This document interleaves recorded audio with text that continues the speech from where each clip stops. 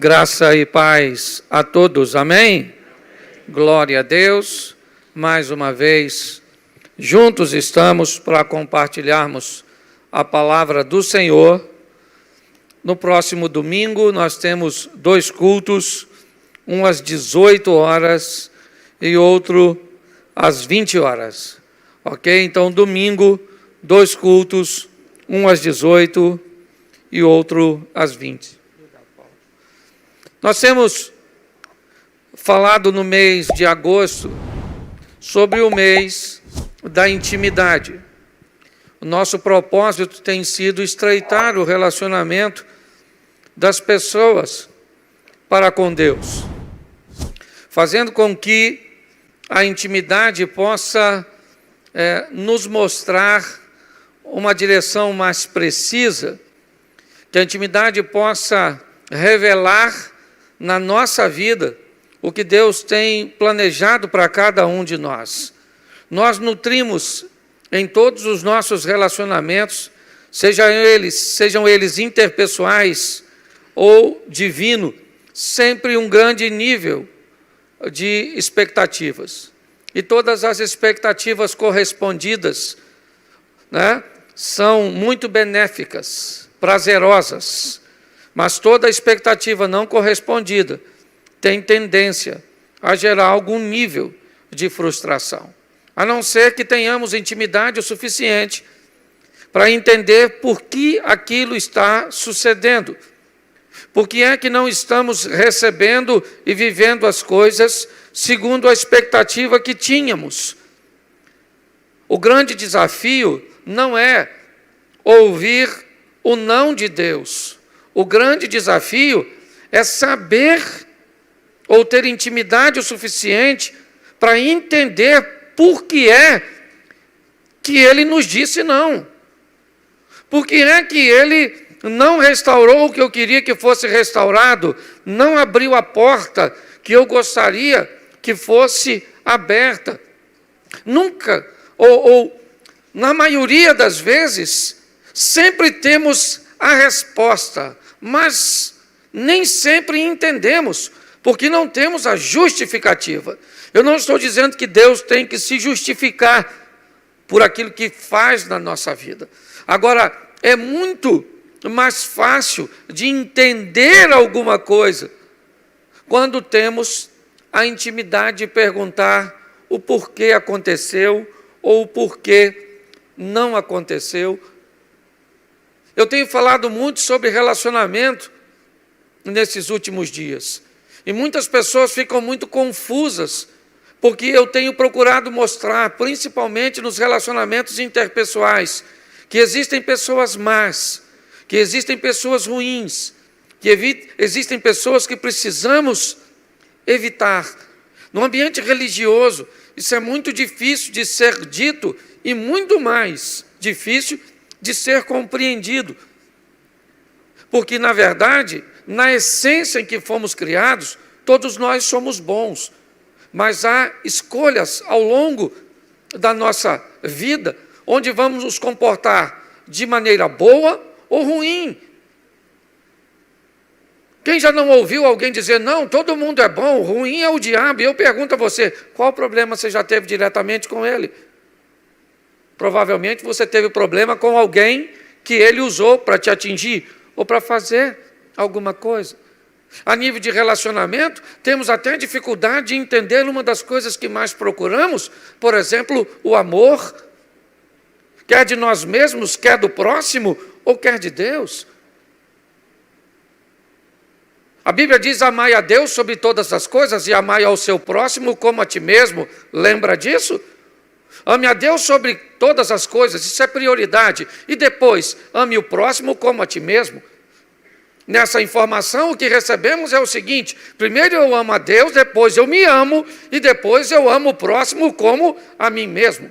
Só que não podemos pautar nossa exposição num texto isolado, e a mesma Bíblia que diz amai a Deus sobre todas as coisas, o próximo como a ti mesmo, também diz, como eu vou amar a Deus que eu não vejo, se eu não sou capaz de amar ao meu próximo que eu vejo? Agora me parece que as coisas mudaram um pouco a ordem. Agora a Bíblia está dizendo que como eu vou amar a Deus se eu não amar o próximo? Mas se eu voltar lá atrás, como eu vou amar o próximo se eu não me amar? Então me parece que me amar primeiro, ter autoestima, ter autoimagem, saber o meu potencial e gostar de mim, é a melhor maneira de amar a Deus, porque eu estou entendendo, certo? Compreendendo que eu fui criado por Ele e que Ele me ama a ponto de dar seu Filho para morrer na cruz do Calvário. Quando nós falamos, ame a si mesmo, e eu acho até que nós precisamos nos amar um pouquinho mais. Pastor, mas a Bíblia não diz que ama o próximo como a ti mesmo? Sim, mas no que diz respeito a isso, ela está querendo dizer o seguinte: não faça mal a ninguém, crie um ambiente onde as pessoas sejam beneficiadas com a sua presença, com as suas ações. Isso. Só nunca ame alguém mais do que você ama a si mesmo, porque senão isso vira doença e você vai permitir pessoas, que pessoas te usem. É muito importante entendermos isso. Muitas pessoas têm sofrido muito em seus relacionamentos interpessoais porque resolveram amar o próximo acima de si mesmo. E começa a se envolver numa série de relacionamentos confusos.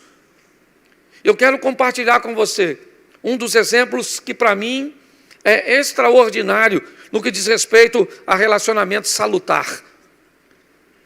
Segundo o livro dos Reis, capítulo 4, verso de número 25. Põe para mim, por favor, aqui. Isso, já está aqui na tela para você? Êxodo. Segundo o livro dos Reis, capítulo 2, capítulo 4, verso de número 25. E partiu ela, pois, e veio ao homem de Deus, ao Monte Carmelo, e sucedeu que, vendo ao homem de Deus de longe, disse a Geazi, seu marido, diz a Geazi, seu moço, eis aí a sunamita, verso 26. Agora, pois, corre-lhe ao encontro e diz-lhe, vai bem contigo? Vai bem com teu marido? Vai bem com teu filho? E ela disse, vai bem. Feche os seus olhos. Senhor nosso Deus e Pai, em nome de Jesus, continua falando conosco e usa-me como um canal de bênção, pelo poder do nome de Jesus, para a minha vida e para a vida de todos que estão participando deste culto, quer aqui presentes, quer online. Que teu Espírito tenha liberdade de agir em nosso meio, em o nome de Jesus. Amém. Glória a Deus. Amém. Eliseu está com Geazi no Carmelo, quando de repente vem a sunamita em sua direção. De longe, Eliseu visualiza essa mulher e ele sente que tem alguma coisa de errado. Alguma coisa não está bem. Tem alguma coisa no andar daquela mulher, na expressão daquela mulher, na caminhada daquela mulher. E nesse momento, Eliseu chama Geazi e diz, vai até a sunamita e pergunte a ela o que é que está acontecendo. Pergunte a ela se as coisas estão bem com seu filho, com seu marido, se está tudo bem. Como alguém é capaz de observar de longe que as coisas não estão bem com a outra? Como alguém é capaz de notar, de ter a percepção de alguém que vem ao longe, a ponto de ter que enviar um mensageiro e perguntar, pergunte a ela, o que é que está acontecendo? Você pode olhar para a situação em si e dizer, pastor, o texto mesmo explica isso, não era sábado, nem lua nova, nem seu esposo entendeu por que é que ela queria encontrar com um homem. Mas se eu olhar um pouquinho atrás, eu vou descobrir algumas coisas muito preciosas no que diz respeito a relacionamentos. Põe para mim capítulo 4 aí, o mesmo capítulo, verso de número 8. Volta para o 8. Sucedeu também um dia, indo Eliseu a Sunem, havia ali uma mulher rica, a qual reteve a comer pão. Sucedeu que todas as vezes que passava, ali se dirigia a comer pão. Preste atenção, porque lá na frente, eu estou olhando um homem capaz de olhar que as coisas não estão bem em alguém que vem ao longe. Tem alguma coisa de errada com a expressão facial daquela mulher, com o andar daquela mulher, com a postura daquela mulher. E onde é? Ou de onde ele retirou tantas informações sobre esta mulher? Como é que Eliseu sabe tanto sobre ela? Como é que ele é capaz de fazer uma leitura de alguém que ainda vem ao longe e entender que tem alguma coisa de errada? Ele não sabe o que é, mas ele sabe que alguma coisa não está correta. E de onde vem isso? Da intimidade que ele tem com ela. Que intimidade é essa, pastor? Onde é que tudo isso começou? No verso 8. O texto diz que um dia, Eliseu passa perto da casa desta mulher. E essa mulher faz um convite para Eliseu ir até a sua casa para fazer uma refeição. O texto diz que daí, depois desse dia, todas as vezes que Eliseu passava por Sunem, ele entrava na casa desta mulher para comer pão. O que está acontecendo aqui? A construção de um relacionamento sadio. A construção de um relacionamento que vai criar um nível de intimidade extraordinário.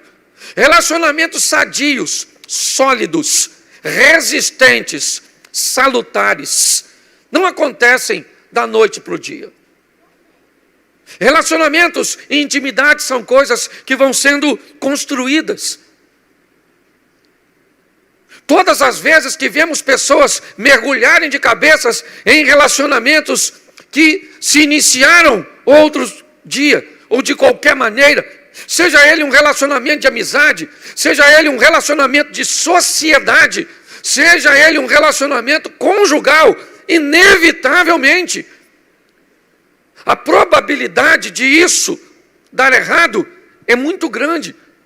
Porque intimidade é uma via de mão única. E para você retomar algo que foi oferecido, muitas vezes você vai ter que usar força para tê-lo de volta. Comece a namorar um rapaz ou uma moça e ofereça a ele um nível de intimidade íntima. E depois tente dizer que não quer dar mais aquela intimidade. E você verá o que vai acontecer. Pegue alguém que começou a se relacionar com você e gritou com você e falou alto e foi rude. Não coloque essa pessoa no seu devido lugar da primeira vez e você vai descobrir que ela achou que ganhou intimidade para falar com você daquele jeito, para te tratar daquele jeito. A maneira que você tolera com que os outros falem com você é o ensinamento que você está dando a todos para te tratarem. É assim que funciona. Quando nós vemos aqui, o que vemos? Um relacionamento que começa um dia. Como é que as coisas começou? Eliseu passou e ela disse: eu queria que o senhor comesse na minha casa. Duas coisas aconteceram nessa ocasião. A comida provavelmente foi boa, a recepção provavelmente foi extraordinária e a postura do visitante também foi.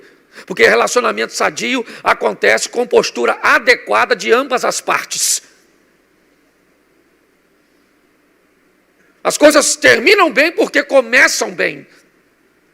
Quando olhamos para esse texto, o que vemos? Algo aparentemente despretensioso.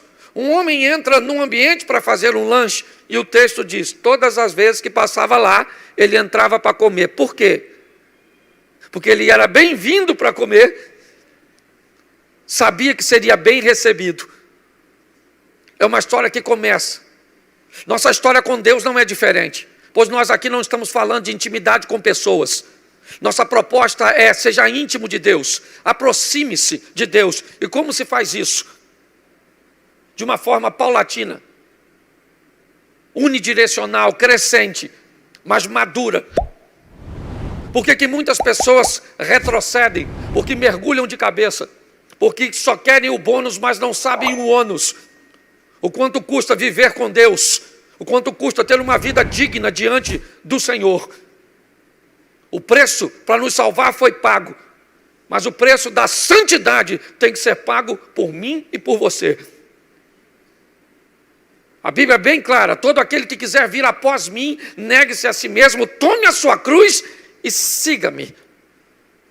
Quer viver com Deus? Negue-se a si mesmo, tome a sua cruz e ande atrás dele. Sabe qual é a pior coisa de andar atrás de alguém? É que quem vai na frente diz a direção. Quem vai na frente diz a velocidade. É que dita o ritmo. Quantas vezes estamos indo à frente, atrás de Deus, e está demorando, parece que ele está devagar, e parece que a gente dá uma olhadinha para cima do pescoço dele, assim, ó, como quem diz: desenvolve, desenvolve. Ou por ali é mais perto. Andar atrás, seguir não é fácil. Quando nós olhamos aqui, o que vemos? Um relacionamento crescente, sadio. E olha o verso seguinte: e ela disse ao seu marido: tenho observado que este que passa sempre por nós é um santo homem de... Preste atenção, tem o quê? Eu tenho o quê? Enquanto esse cara está passando aqui em casa, eu estou fazendo o quê? Enquanto as coisas estão acontecendo, ele está comendo. Eu estou observando isso. Ela disse: tenho observado que esse que frequenta a nossa casa, que passa sempre por nós, ele é um santo homem de Deus. Isso, ela está avaliando. Pastor, o senhor está dizendo que eu tenho que avaliar Deus? Sim, sim. Provai e vede que o Senhor é bom. Não tem problema nenhum, não. A gente gosta de falar mal do Tomé, sim ou não? Sim ou não? Porque Tomé pediu para ver a ferida, sim ou não? Agora diga para mim aqui, quem é dos discípulos que poderia dar o melhor testemunho das feridas? O Tomé. Sim ou não? Sim, pode ter sido repreendido, era uma lição para todos, sim, mas ele falou: está furado mesmo? Jesus falou: coloca o dedinho aqui, querido, se você quiser ver. Bem-aventurado aquele que não viu e creu. Mas o que está acontecendo aqui é um relacionamento crescente, algo que vai se consolidar de uma forma extraordinária, e é isso que nós precisamos entender. O texto diz que aquela mulher chama o marido e diz: eu estou vendo que esse camarada, eu tenho observado que esse indivíduo que passa sempre por nós é um santo homem de Deus. Verso 10: façamos-lhe um pequeno quarto junto ao muro, e ali ponhamos uma cama, uma mesa, uma cadeira e um candeeiro, e há de ser que, vindo ele a nós, te retirará por aí. Deixa esse versículo um pouquinho. Presta atenção na colocação do verbo, ou dos verbos. Façamos-lhe, ponhamos, e vindo ele a nós. Olha bem. A mulher convida o profeta, recebe ele na sua casa, passa a observá-lo, descobre que ele é um santo homem de Deus, e o que era apenas uma visita para um lanche, começa a se tornar uma base missionária. Deixa eu tratar assim. Um ambiente onde ela chama seu marido e, por ser casada, sempre está no plural, nunca no singular, porque singular é enquanto eu sou solteiro. Enquanto eu sou solteiro, eu faço. Depois que eu casei, façamos. Enquanto eu sou solteiro, eu vou. Depois que eu casei, posso. Achou que eu ia falar vamos, né? Não estou com tanta autoridade assim. Escute só. Eu gosto da maturidade porque me parece que o relacionamento dessa mulher não é maduro apenas como Eliseu, é maduro com seu marido. Vai ser maduro para com Deus, porque quem aprende a ter intimidade, quem aprende a se relaciona bem em todas as esferas. Ela sabia controlar suas próprias emoções e se relacionar consigo mesmo, relacionamento intrapessoal. Ela sabia se relacionar com as pessoas, construindo relacionamentos sadios, paulatinos e crescentes. Ela sabia se relacionar com seu marido, entendendo a postura de uma mulher casada e rica. Ela sabia se relacionar com Deus. E nós vamos ver isso mais à frente. Porque ela diz ao marido, já que ele é um santo homem de Deus, e eu já tenho observado isso, façamos aqui em casa uma obra de junto ao muro, ponhamos uma mesa, uma cadeira, um candeeiro, uma cama e um candeeiro, para todas as vezes que ele vier a nós, para ali ele vai se direcionar e descansar. O relacionamento se estabeleceu. Eliseu frequenta a casa daquela mulher por todas as vezes que passava por lá, e está tudo tranquilo. Mas relacionamentos sadios são relacionamentos de mão dupla. Todos os relacionamentos onde apenas uma das partes ganham, não tem tendência a ser muito extenso, pelo menos a nível de satisfação. Relacionamento, para ser bom, tem que ser bom para todos. Um casamento só pode ser bom se for bom para o marido e for bom para a mulher. Eu amo demais a minha mãe, ela ama demais a mãe dela. Então eu tenho que entender que o tempo do casal vai ter que se dividir de vez em quando para ir na casa da mãe dele, de vez em quando para ir à casa da mãe dela, porque os dois precisam se beneficiar. Um é rural, o outro urbano, então tem que haver um equilíbrio para em algum momento ir num hotel fazenda e em outro momento num shopping center. Pois os relacionamentos sólidos, eles são relacionamentos onde todas as partes se beneficiam. E me parece que até o presente momento, quem está se beneficiando é só Eliseu e Geazi. Todas as vezes que passam lá, entram para comer, agora ele já tem uma cama, uma mesa, uma cadeira e um candeeiro, mas, verso de número 16, ou 14, perdão. Então disse ele, o que há de se fazer, pois, por ela? Geazi disse, ora, ela não tem filho e seu marido é velho. Um dia Eliseu está deitado na cama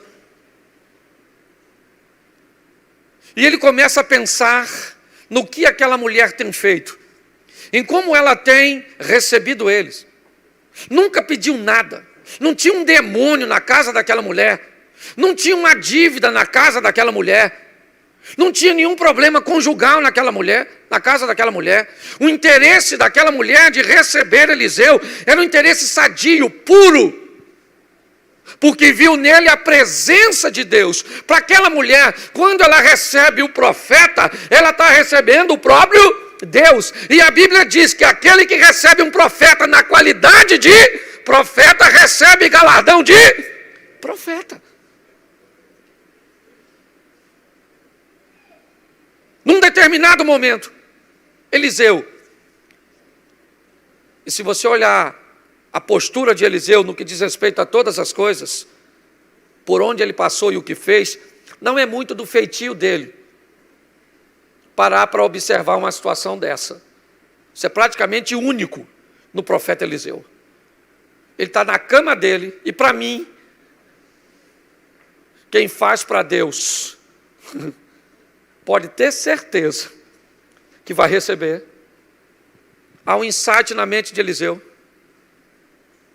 e ele começa a pensar que aquela mulher é tão boa, que aquele relacionamento é tão bom para ele, que está vindo tantas coisas na direção dele, que ele precisa mandar uma coisa para lá. Ele começa a pensar o que eu posso fazer pela mulher. Ele chama a mulher então e diz: mulher, você tem nos recebido de uma maneira extraordinária, estar com você é um prazer, temos um relacionamento estreito aqui, eu frequento sua casa, nunca me cobrou nada para frequentar aqui, então eu quero que você me diga o que você está precisando. Você precisa que eu converse com você, com o capitão do exército? Tem algum problema na justiça? Tem alguma causa sua desse nível que eu possa resolver? Se você precisar ir em última instância, eu posso conversar com o rei a seu respeito. E ela disse: eu estou satisfeita, habito no meio do meu povo, minha casa me satisfaz, está tudo bem comigo, está tudo certinho. Ela não fez nenhum pedido, mas aquilo ficou na mente de Eliseu. Por isso que para mim é Deus 100% nessa história, porque quando você vai estudar um pouco sobre Eliseu, não era do comportamento dele parar para prestar atenção em algo tão simples e tão pequeno. Até que o texto vem dizendo que ele chama Geazi e diz: Geazi, nós temos que fazer alguma coisa por esta mulher, cara. Geazi falou: Eliseu, posso falar uma coisa para tu? Ela não tem filho, o marido dela já está velhinho, as probabilidades são pequenas, ela não tem filho. Preste atenção, isso é intimidade.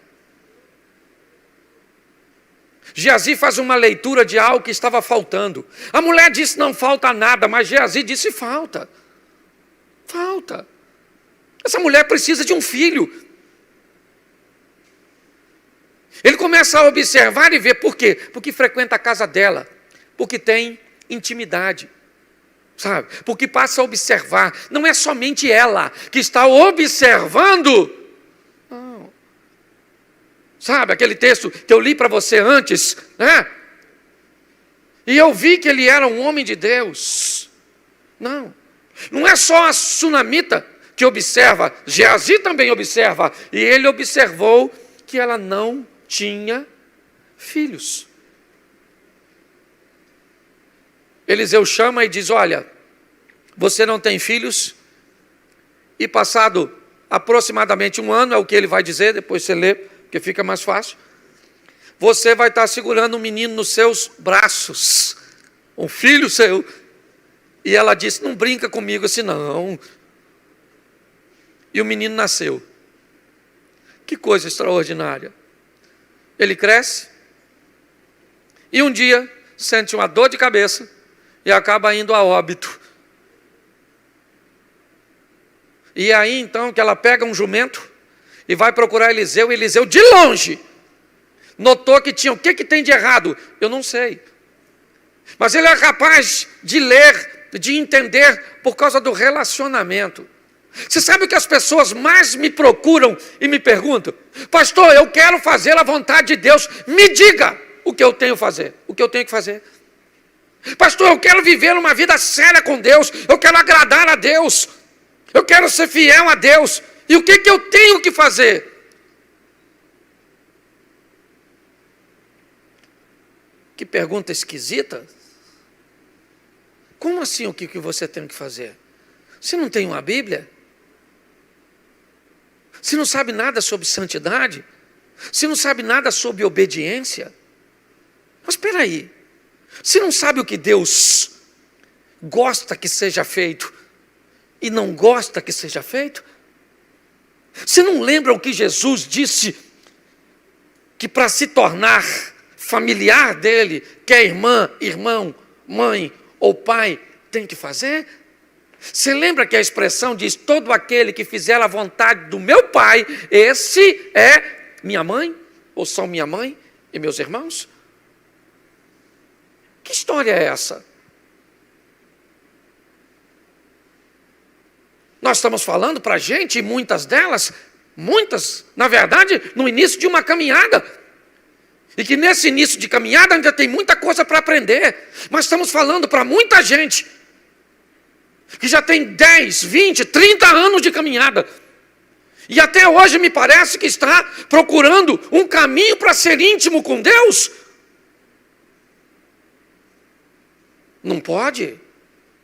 Tem algum equívoco nisso aqui? Se você se relaciona há muito tempo com Deus, é isso aqui. De frequentar a casa dela, ele olha e diz: tem alguma coisa de errada com a sunamita. Vai, Geazi. Geazi vai lá e diz: vai tudo bem contigo, com teu filho, com teu marido? Ela disse: vai tudo bem. E continua caminhando na direção de Eliseu. Quando ela chega, ajoelha, começa a chorar. Geazi tenta removê-la. Eliseu diz: não mexe com ela, porque tem alguma coisa de diferente nessa situação, porque Deus não me revelou nada do que está acontecendo. Olha bem, Deus não poderia ter mostrado a Eliseu? Eliseu era alguém íntimo de Deus? Sim. Será que ele não poderia ter visto tudo aquilo de forma prévia? E quando a mulher chegasse a ele, ele já sabia tudo o que estava acontecendo? Mas não. Havia uma intimidade. Não era só Eliseu saber o que estava acontecendo. Aquela mulher deixou um filho morto em casa, e falar para ela era importante. Botar para fora é importante. Ela precisava dizer para Eliseu e desabafar: meu filho está morto lá e eu não pedi, eu avisei para não brincar comigo. Preste atenção. Ela está dizendo para o profeta, ela está rasgando o coração. Deus fica quietinho nessa situação, enquanto ela abre o coração diante de quem? De um amigo que frequentava a sua casa, que comia da sua comida, que sabia quem ela era. É isso. Nossa proposta é levar as pessoas a terem um relacionamento com Deus. Vamos querer um relacionamento católico com todo respeito, com Deus que está nos céus, que utiliza intermediários para se comunicar? É isso? É esse distanciamento de um Deus que é criador de todas as coisas e que não tem tempo para prestar atenção em mim? Não é isso que ele disse, não é isso que diz a sua palavra. Ele diz que é um Deus de perto, um Deus que quer ser amigo, um Deus que não quer ter simplesmente servos, mas que quer ter filhos e amigos, que bate e diz: eu bato, e aquele que levanta e abre e me recebe, eu sento na mesa, como com ele e ele comigo. Um Deus que a Bíblia diz que aquele que conhece a palavra recebe através da palavra o conhecimento e o discernimento para saber qual é a intenção do coração das pessoas. Segura essa. A nossa intimidade com Deus e com a palavra diz que ela é apta para discernir a intenção das pessoas. Não são as ações, a intenção. Elas nem agiram ainda. O problema é que está tudo interligado. E texto sem contexto é pretexto para heresia. O que observamos aqui é um nível de intimidade ao extremo. Ela não reclama com Geazi, ela vai falar com Eliseu. Ela não diz para Geazi: sabe, Geazi, meu menino morreu. Não, ela não perde tempo, não gasta esforços, não canaliza forças, não gera atenção para lugares que não vão resolver seus problemas. Você está entendendo? Ela vai direto na fonte: não quero um intermediário, eu quero falar com ele. Cara, meu filho está morto. Sabe o que Eliseu disse? Geazi, pega o meu bordão, corre lá. Ela disse: não, querido, Geazi, não. O senhor vai dar um pulinho lá em casa. O quartinho está lá, caminha, está tudo lá, amigão. Vamos embora. E você sabe quem é o Eliseu, não sabe?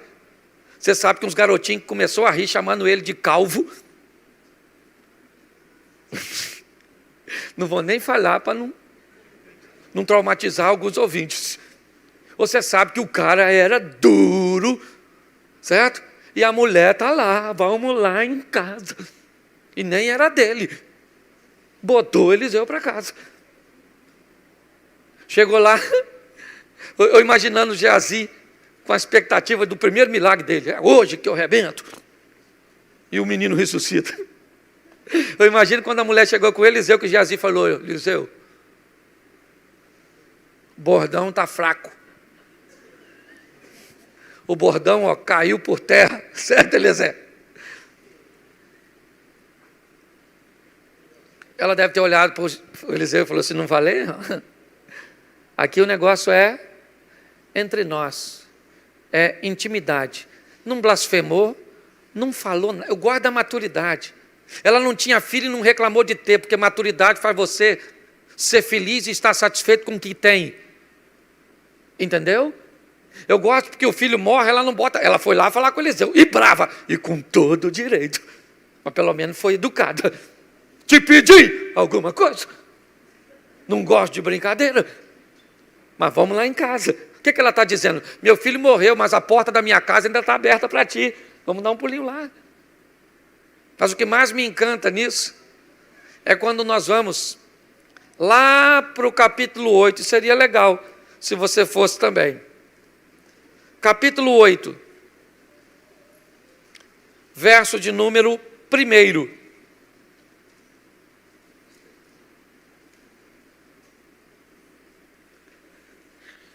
E no ano 5º de Jorão, filho de Acabe, rei de Israel, reinando ainda Josafá em Judá, começou a reinar Jeorão, filho de Josafá, rei de Judá. E ele e a cidade tinha 2 anos quando começou.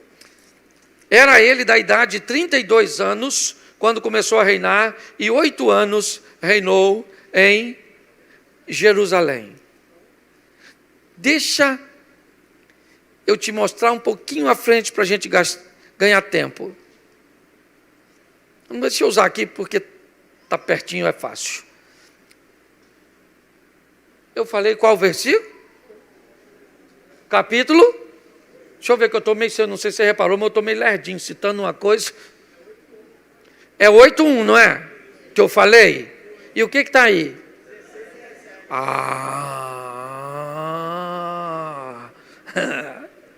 Tem mais gente doida no ambiente além de mim hoje. Bota. Aí sim, querido. Não posso nem falar de você, que eu já errei umas 10 hoje. E falou Eliseu aquela mulher cujo filho vivificara, dizendo: levanta-te, vai tu e a tua família, peregrina onde puderes peregrinar, porque o Senhor chamou a fome, a qual também virá na terra por 7. Gente, presta atenção, agora aqui comigo. Essa mulher é gente boa, sim ou não? Sim ou não? É uma mulher que investe no homem de Deus, comprometida com Deus. E a casa dela vai passar fome, sim ou não? Sim ou não? Ela vai ter que fugir por causa da fome, sim ou não? Pois é, querido. Fiel também às vezes tem que fugir. Não concordo. Tem você na fila do pão para concordar ou não? Até rimou. Olha só. Eliseu chegou para ela e falou para ela assim: querido, olha só, levanta e vai você com a sua família e peregrina onde você puder peregrinar, porque Deus chamou a fome. E ela foi. Foi, deixou sua casa, suas terras, sua riqueza, deixou tudo para trás. 7 anos se passaram. 7 anos se passaram. Verso 3. E sucedeu que ao cabo de 7 anos, a mulher voltou da terra dos filisteus e saiu a clamar ao rei pela sua casa e pelas suas terras.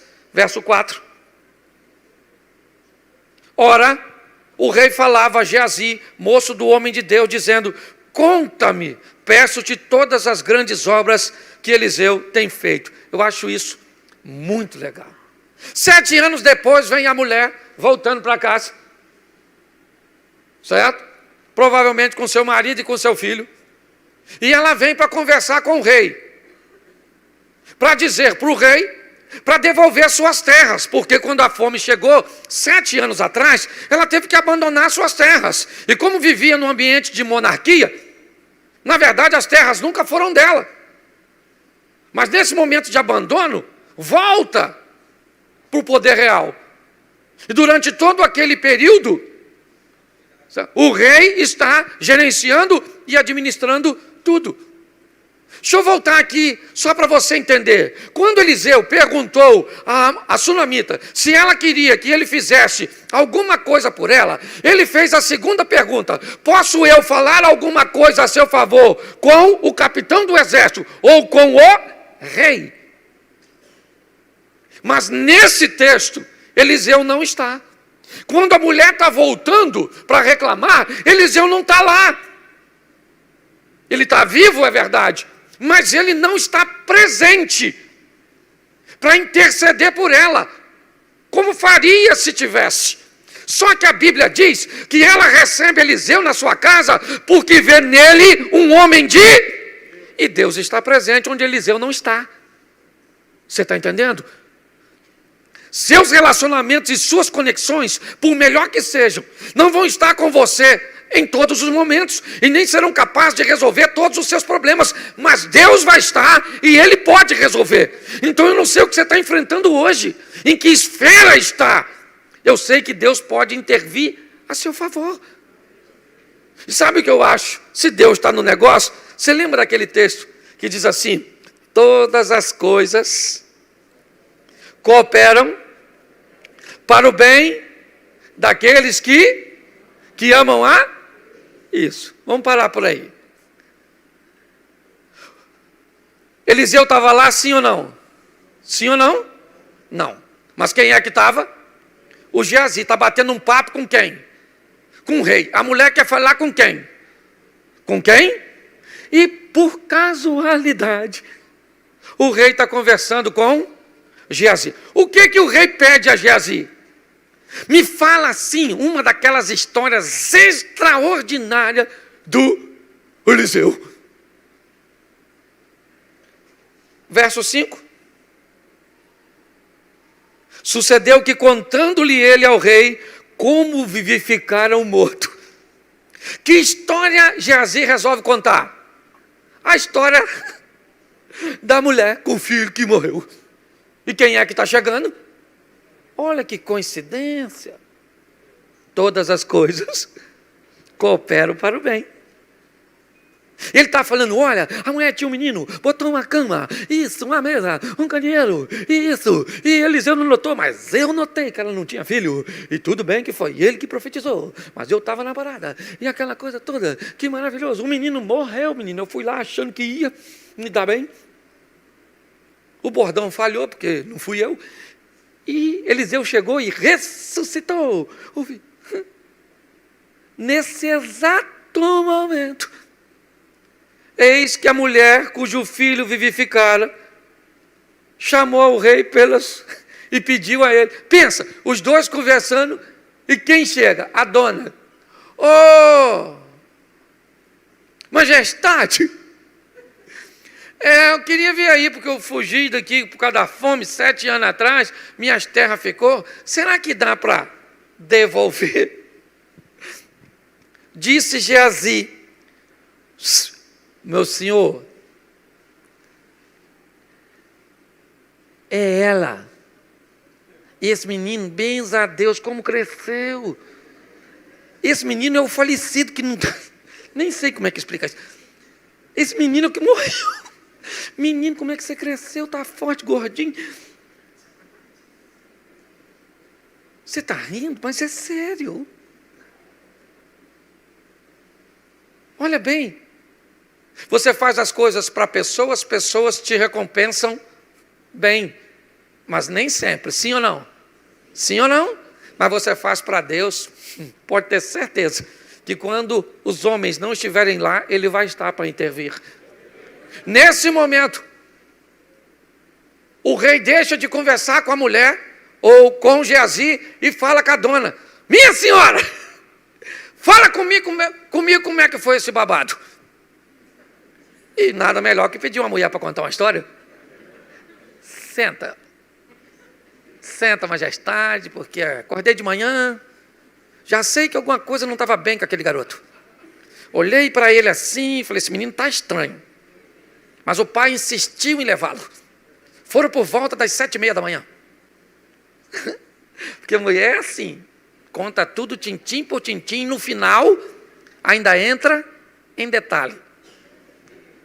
Eu imagino o rei. E ela falou: e agora eu voltei. Sabe, estou querendo as minhas terras.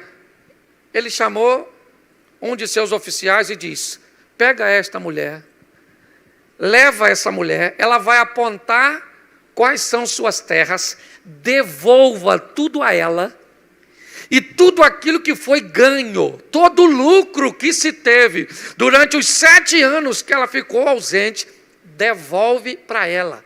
Quem fez isso por ela? Eliseu ou Deus? Pois é, querido. Lembra? A ordem dessa história é uma mulher que sabia se relacionar consigo mesma e se amar. Se amar mesmo não tendo filhos. Se amar mesmo quando o filho morreu.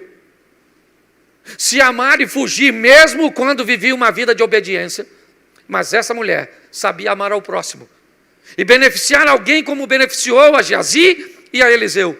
Mesmo quando não estava precisando de nada deles. E alguém que ama a si mesmo e que ama o próximo, inevitavelmente, isso é uma demonstração de que ama a Deus. Ama o próximo que vê. E quando tudo isso acontece, o que vemos? Um Deus que estava lá. Para quê? Para intervir.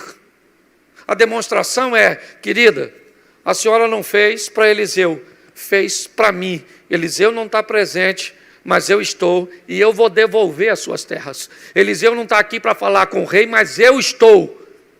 Eliseu não está aqui para criar a situação, mas eu estou. Vamos fazer o seguinte, vamos fazer como essa mulher, criar um ambiente na nossa casa, na nossa vida, no nosso ministério, nos nossos negócios, onde pessoas serão beneficiadas, porque acreditamos que pessoas, e que cuidar de pessoas, e que ajudar pessoas, é amar a Deus. E que nada que essas pessoas nos façam farão com que nos amemos ou deixemos de nos amar primeiro. E esse é o grande desafio. Grande parte das pessoas que não consegue chegar na ponta, que para uns é o primeiro lugar, para outros é o último, independente de onde você olhe. Quer olhar lá para o Velho Testamento? É isso? Olhe para lá. Amai a Deus, a si mesmo e ao próximo. Quer olhar cá para frente? Aprenda a amar a si mesmo, o próximo e a Deus. Eu acho que se levarmos a nossa vida para essa linha, vamos ter muito menos desgaste em todos os níveis de relacionamentos e construiremos intimidades mais sólidas, mais sadias. Você pode ficar de pé? Feche seus olhos. Feche seus olhos.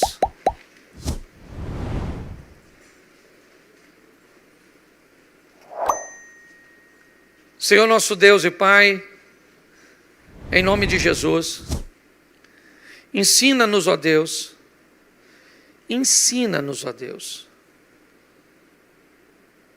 Dê condições que a nossa mente venha romper com ensinamentos, com pensamentos, com situações que bloqueiam a verdade, ó Deus. Conhecereis a verdade, e a verdade vos libertará. Que a tua verdade nos liberte, para que possamos provar nesta terra o extraordinário, o incrível, o sensacional. Fica conosco, Senhor. Leva-nos aos nossos lares, guardado por tuas boas mãos poderosas, e que essa mensagem não se perca.